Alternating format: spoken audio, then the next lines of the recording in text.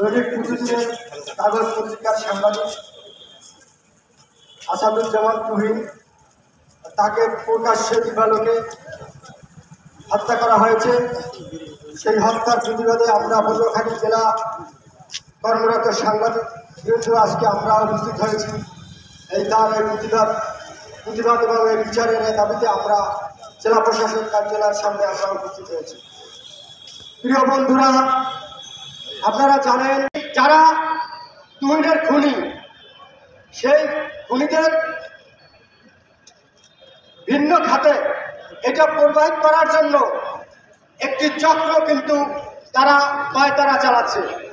ইতিমধ্যে আপনারা দেখেছেন যে প্রশাসন ওই যে ঘটনাস্থল যেখানে তুহিনকে কুপিয়ে হত্যা করেছে তার 100 গজের মধ্যেই কিন্তু পুলিশ ছিল এবং ট্রাফিক ছিল, তারা কিন্তু দাঁড়ায় দেখছে, তারা এগিয়ে আসে নাই। প্রশাসন স্বরাষ্ট্র উপদেষ্টা তার প্রতি আমরা নিন্দা জানাই যে একের পর এক ঘটনা ঘটছে আর তিনি লবণ দেখছেন, লবণ, তরকারির লবণ দেখছেন, আর এদিকে সাধারণ মানুষ, সাংবাদিক গুম হচ্ছে, হত্যা হচ্ছে। আরেকটি বিষয়, খায়রুল ভাইয়ের সাথে আমি কথা বলেছি। খায়রুল ভাই বলছে ওই উপজেলার প্রেস ক্লাবের যিনি সভাপতি তিনি হলেন ইউনো, অথচ ওই ইউনো, ওই প্রশাসন ওই তুহিনের জানা যায় পর্যন্ত তারা যায়নি বা তাদের পরিবারের জন্য খোঁজ খবর নেয়নি। এখন বিষয়টা হলো প্রশাসন বিভিন্নভাবে এক লাইন থেকে এক একজন চলে এসেছে। ডিসিএস এসে এক লাইন থেকে, পুলিশ সুপার এসেছে এক লাইন থেকে, ইউনো এসেছে এক লাইন থেকে। তারা চিন্তা করছে এখন যে সরকার ক্ষমতায় আছে সেই সরকারের তারা তোষামন্দি করে তাদের দিনটা পার করছে এবং তারা প্রত্যেকেই কিন্তু আপনারা জানেন যে বিভিন্নভাবে মোটা অঙ্কের টাকা দিয়ে জেলা প্রশাসক হয়ে এসেছেন, পুলিশ সুপার হয়ে এসেছেন, ইউনো হয়ে এসেছেন। তারা কোনো গায়ে কোনো দোষ দিতে চাচ্ছেন না, কারণ পরবর্তীতে যদি নির্বাচনে কোন সরকার ক্ষমতায় যায় আবার কাকে সেখান থেকে বহিষ্কার করে, কাকে আবার কেউ পোস্ট পাবে না, কে আবার জেলা প্রশাসক হতে পাবে না, কার বিরুদ্ধে আবার কি ষড়যন্ত্র করবে, সেই জন্য তারা তাদের নিজের আখের গুছাচ্ছে। তাদের প্রত্যেকটা কাজে আমাদের সাংবাদিককে ডাকছে, কিন্তু সাংবাদিকে যখন বিপদে পড়ছে তখন আর কেউ এ নিয়ে কোনো কথা নাই, কোনো সরা শব্দ নাই।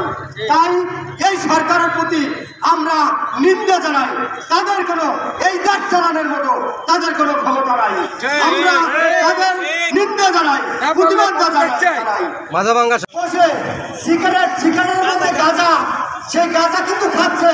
আপনারা দেখছেন ইতিমধ্যে সবার টিভিতে সেই রিপোর্ট হয়েছে যে পুলিশের সামনে কিন্তু সেই পুলিশের ভ্যানে বসে তারা গাঁজা খাচ্ছে, সেটি কিন্তু আপনারা দেখছেন।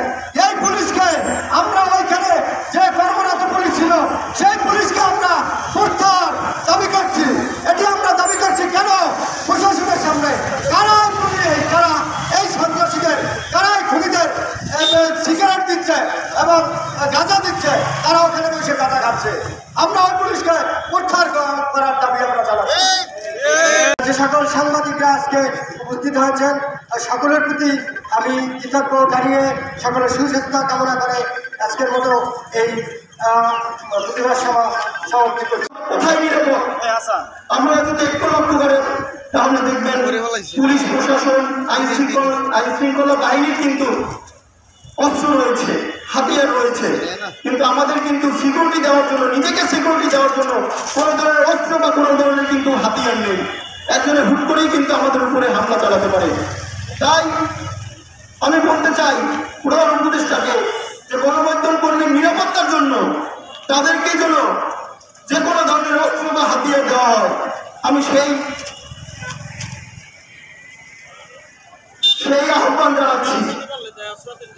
আমরা এরপরেও যদি যারা তার উপরে হামলা করেছে এই হামলার প্রতিবাদে এর চেয়ে কঠিন পদক্ষেপ নিতে আমরা মাঠে নামবো। তুমি হত্যার বিচার চাই, এই বলে আমার সংক্ষিপ্ত বক্তব্য শেষ করছি।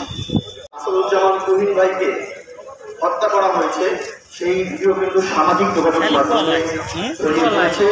তিনি নিজের জীবন বাঁচানোর জন্য মার্কেটের ভিতরে ঢুকেছেন, সেখানে শত শত মানুষ সেখানে কিন্তু ছিল, কেউ কিন্তু তাকে সহযোগিতা করার জন্য এগিয়ে আসেন।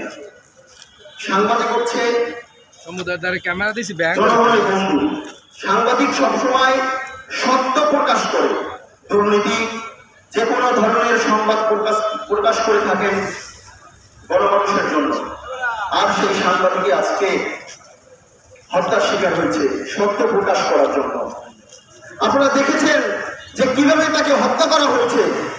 দুষ্কৃতকারী তারা একজনের উপরে হামলা করেছিলেন, সেই ভিডিও ধারণ করেছে বলেই তাকে এরকম নির্মমভাবে হত্যা করেছে। এই হত্যার আমরা বিচার চাই।